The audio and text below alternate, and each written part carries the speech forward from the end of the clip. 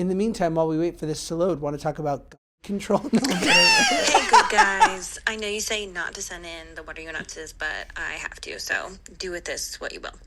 So I was at a European wax center. I went to a new location and I saw a new girl, and I went to get a Brazilian wax. Now, usually, when they do the butt part, you're supposed to, or my girl usually says, bring your knees to your chest. This time, she told me to turn over and lay on my stomach, and then wanted me to hold my butt cheeks apart with my hands. Now, when I tell you, my soul left my body, I don't want to be in this vulnerable position. I don't even want to be showing you my areas, okay? But, I have to make sure everything's looking good.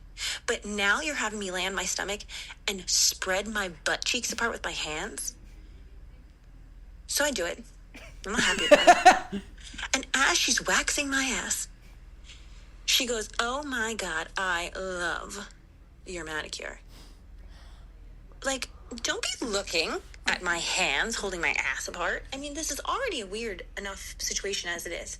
I think just say nothing, just get the job done, and let's move on with our lives and pretend like we never saw each other. Right? I mean, all I have to say is, what are you, fucking nuts? I don't know. That's all I have to say. Pretty good, right? That's pretty good. The whole thing, I feel like she maybe made the what are you nuts about her manicure. The what are you nuts is the spreading of your ass. That's the what are you nuts. The whole thing is nuts. European Wax Center is nuts.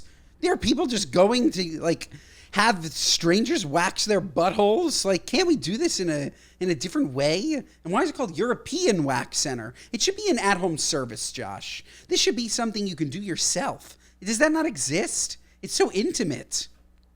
It's like a spray tan. It's better if you can have it at home, but sometimes you got to go to Suntans to go in Sherman Oaks in the Valley. Sometimes you need to get waxed at a strip mall because you found a Groupon and you're feeling adventurous. Have you ever been waxed? I have. I told you this about I had my back waxed before I went to Hawaii with Paige when I was 26. You did. I'd never been on a vacation. Retell this story, just in case people missed it. I was 25, maybe 26, 25. I was 25. I'd never been on a vacation before. I was dating Paige for a year, and I was like, I had just gotten a residual check that I was not expecting. I'm like, let's go to Hawaii. So we go to Hawaii, and we have a wonderful trip, except before we go, I had noticed I had a couple back hairs. Now, as you can tell, I have chest hair. I'm not like a hairy dude, like crazy. So it was like a couple, but I'm like, I should get it waxed. I go, they wax me hard body karate, and they didn't tell me, hey, we just exfoliated a huge part of your skin. Go home, take a shower, go to bed. I went to 24-hour fitness after, and I did a little lift and sesh. Did a little chest pectorals laying on the bench. Back to the bench, doing full. So halfway through Hawaii, Paige goes, did you get bit by sea lice? I go, I don't think so. And when I tell you, this was 1 month of me. The first doctor said, put this cream on and lay in the sun and let the sun bake the cream into your back. I felt like a baked salmon roll out there. And then finally I had to see a dermatologist who was like, oh, you need medication. So, yeah. That's terrible. No bueno. Okay, No bueno. Next speak pipe is from somebody good. Hey, good guys, question for you. My grandfather recently passed away, and he left his grandchildren a trust.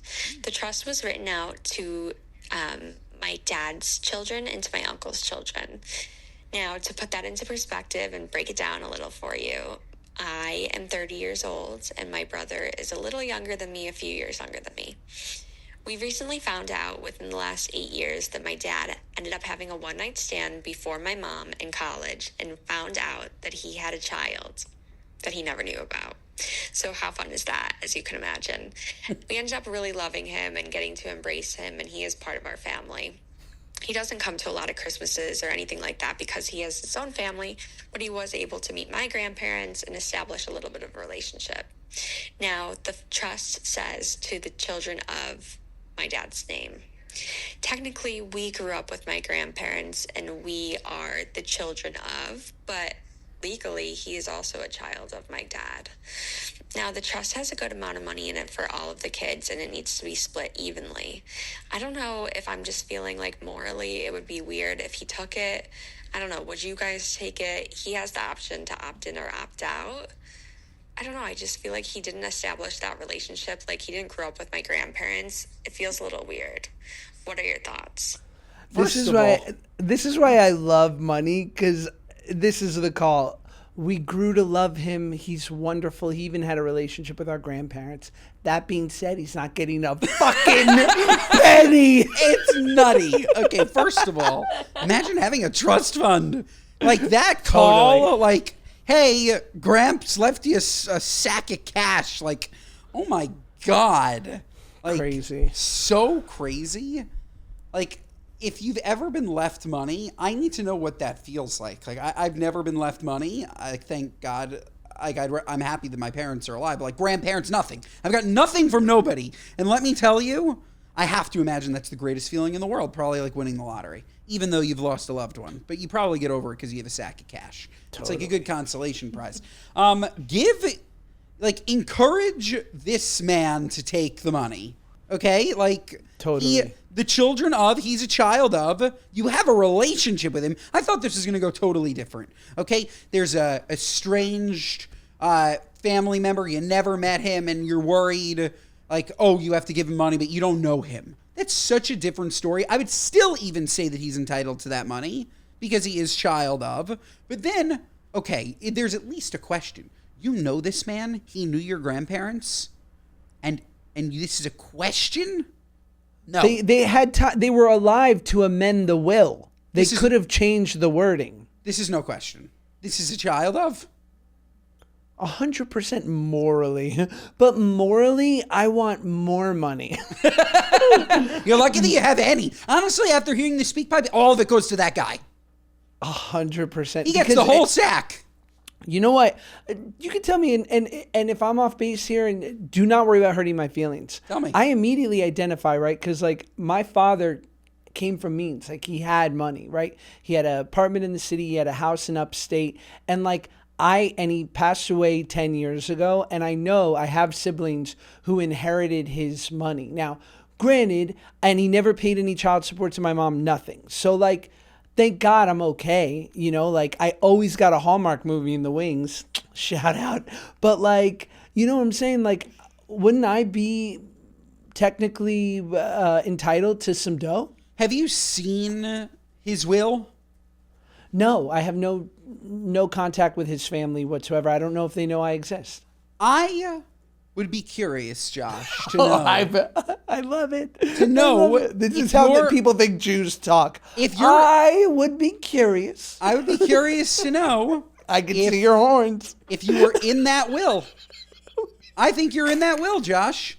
I think they hid it from you. No way. I think you're in that fucking will.